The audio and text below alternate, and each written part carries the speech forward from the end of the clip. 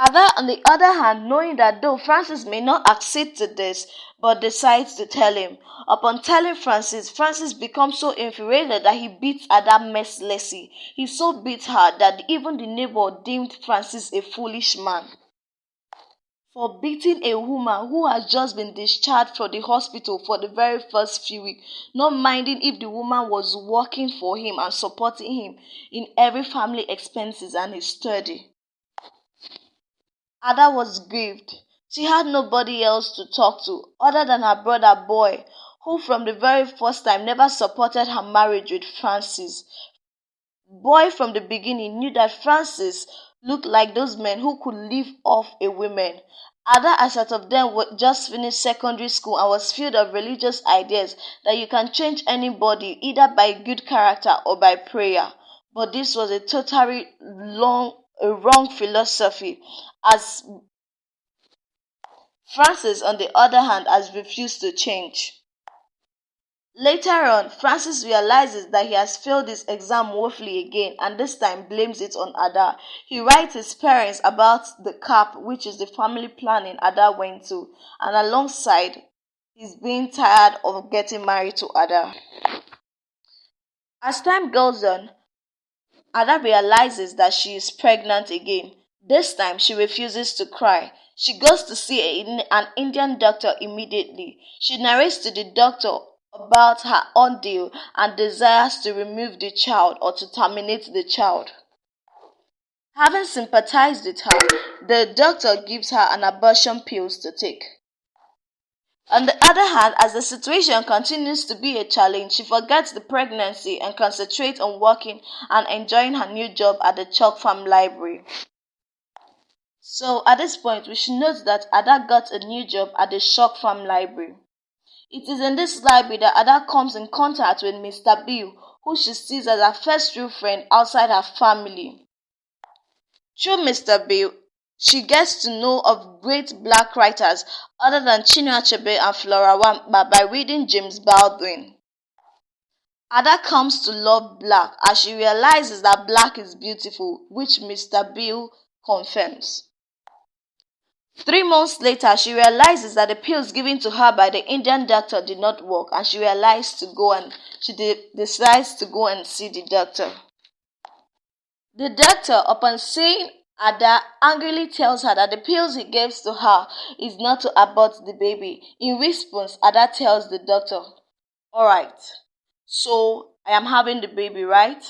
But I tell you this, the pills you gave me were abortive, and you know it and I know it, because I carry the baby and I know what happens to me the first week you gave it to me. If my child is imperfect, you will be responsible." Ada says this and walks out and found herself sitting close to a gospel oak in deep thoughts. Unknowingly to Ada, as she cries for herself and her unborn children, she remembers her brother who has sent all his savings, urging her to leave Francis and his children and come back to Nigeria. Under this emotional crisis, Ada feels a sudden touch on her shoulder. She looks up immediately and sees an Igbo-looking man, Mr. Okpara by name, who upon looking at Ada suspected that she must have had a fight with her husband, as this was the mindset of any Igbo man. Francis, or Mr. Okpara as it were, enjoins Ada to come while the both of them go and beg Francis. When he follows Ada to Francis' house, upon realization, he discovers that Ada is the one who fixes everything in the house and advises Francis to go get a job for his family instead. Francis, on the other hand, uses his lashing tongue to tell Mr. Okpara to go and mind his own business. But before Mr. Okpara goes, he tells Francis to go get a job and shift his studies to evening. Otherwise, he will have to face the disrespect of his children in future, because the children may later or no sooner realize that their mother had been the one funding or feeding them in the house. As time went on, Ada deemed it fit to just finally tell Francis that she was pregnant again. We should also note that Ada, on the other hand, was called a touch nut by her fellow workers in the library because they didn't feel that anytime she was touched, she always put to bed. So Francis, on hearing that Ada was pregnant, mocks at her. As time went on, time for delivery came. Ada doubted if she was going to survive this delivery, so she prepared herself 21 gift cards asking her friend to please deliver it for her. These gift cards that were to be delivered by a white woman, Irene, had the inscription of her children because Ada felt she may not really survive it. Her chance of operation were 50-50. But luckily for Ada, she delivered smoothly and her baby was perfect. Her baby was so beautiful that she had to nickname the baby Sunshine. Ada was Ada was released from the hospital or was discharged from the hospital, and during her leave or her maternity leave from Chalk Farm, she seizes that idea to write a manuscript titled Bride Price, which she hopes to publish. 5 months later, or rather, in 5 months' time, Ada really knows or now enjoy what it means to be a housewife as she relaxes at home doing a little house chores. She focused her energy on writing the book Bride Price while she enjoys her maternity leave. Finally, she is done with the book. She shows Mr. Bill and Mrs. Peggy, who works in the same chalk farm as she. Mr. Bill advises her to publish it, but Francis, on the other hand, refuses to read the book. According to Francis, he said this to her mockingly. You keep forgetting that you are a woman and that you are a black. The white man can barely tolerate us men. To say nothing of a brainless female like you, who could only think of nothing except how to breastfeed her baby. With this, Ada decides to stay on her own, not showing Francis the book anymore. Ada returned home and saw Francis burning the manuscript of her novel with their stove. Initially, Ada does not know that the manuscript was hers until reality dawns on her. With anguish, she looks at Francis. Wait, so you mean you are burning my story, which I have based my dream of becoming a writer upon? The story that I'm going to show Titi and Vicky and Bubu and baby Dada when they grow up. She was going to tell them, hey children, I write this manuscript when I was a young woman. She was grieved. In tears, she asked Francis why he hates her so much to have gone far as burning the book in which Mr. Bill calls her brainchild.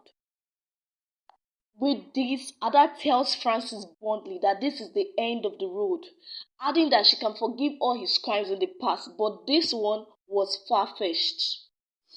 So, as time goes on, Ada gets a job at a British museum as a librarian officer. Please, let's take note. This is like the fourth library Ada is working.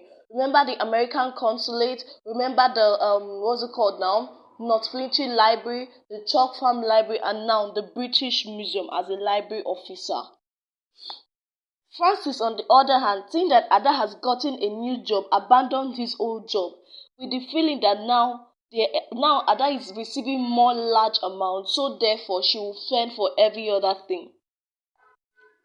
But Ada remains unmoved to her decision that her money is only for her and her children and that Francis should go and get a job. Fortunately for her, she gets a 2-room apartment and then moves her things and that of her children to the new apartment. Francis at first disagrees to allow her take anything out of their room. So to save herself the stress, she just took her children and few racks in which the children had to the new apartment. With this new development in the part of Ada, she walks into freedom. A new apartment for her is freedom. As she takes only her children, her 4 children, and a little box of rags. Ada is very happy to leave Francis and wish she will never see him in her life again. But as it is not so long, one day Francis just visits her in her new apartment. Francis forced himself into Ada's room, and in the course of exchanging words with her, Francis brought out a knife before Ada. Ada shouted for help until a tenant called Delvin broke Delvin broke the door. Let's take note. In this new apartment, Ada had two tenants, a Nigerian man and a British man. But then, when the Nigerian man had Ada calling for help, he didn't answer because he felt it was a normal husband and wife issue. But then, the British man broke the door to rescue Ada, but already she had sustained so much injury and bruises on her body. Quickly, Ada goes to the hospital for medical treatment, and in order to save the life of her children, she quickly reports the case to the judiciary court. Surprisingly, when Francis is mandated by the court to be paying the maintenance fees for the children's upkeep, he urges before the magistrate that they have never been married before. He went further to tell the judges to ask Ada to produce the marriage certificate. Alternatively, he suggests that the children could be sent to adoption by anybody. He denied the fact that he had the children and the fact that he got married to Ada.